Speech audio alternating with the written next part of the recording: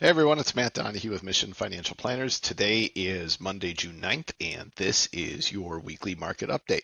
Let's go ahead, let's dive into some numbers. The U.S. labor market showed some signs of strength last week. Job openings, according to the JOLTS report, rose to 7.39 million. Non-farm payrolls added 139,000 jobs. Wages are up and are up actually 3.9% year over year. So that's all substantial. But before we pop the champagne, the data's mixed. Downward revisions for March and April came in at about 95,000 jobs. Unemployment rate held steady though. So all those numbers mean unemployment is still right around 4.2%, but continuing jobless claims are starting to creep up a little bit and consumer sentiment about job prospects is declining. So what's going on? This week, we're going to get some fresh inflation data and an updated read on consumer sentiment, both of which are key to shaping the Fed's next move. The labor market, though, is still resilient. We're starting to see some cracks, though.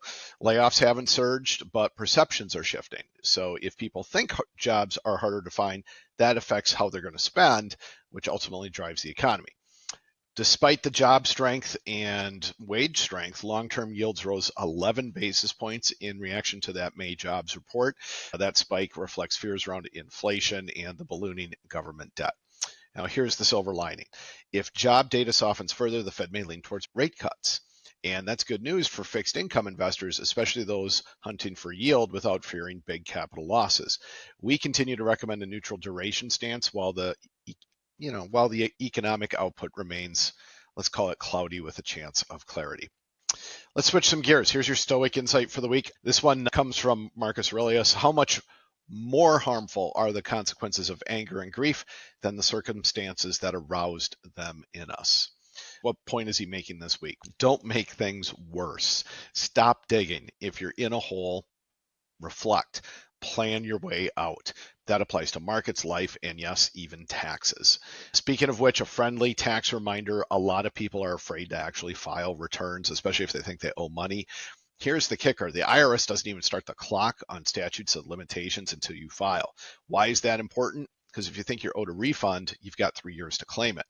And after that, too bad, you cannot get the money. So what do you do? First, gather up your paperwork. Even if it's incomplete, you can always file and then amend the return later. If you're owed money, absolutely file. If you owe less than $50,000, you might be able to qualify for a payment plan. You'll want to use IRS Form 9465.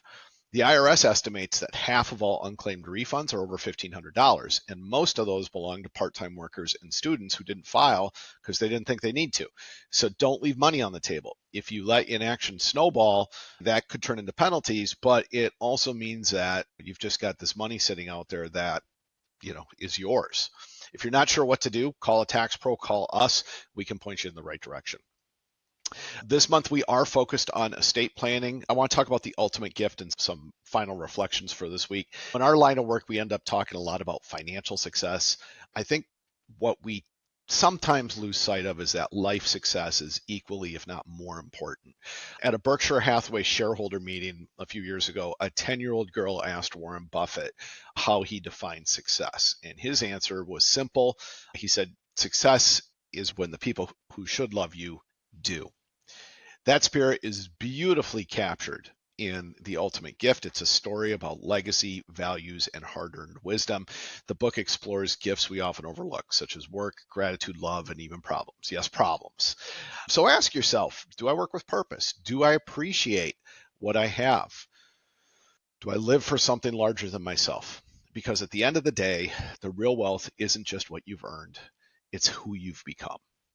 So thanks for joining us this week. If you found this helpful, you can subscribe to our YouTube channel, schedule time with us at missionfinancialplanners.com, and let's build something meaningful together.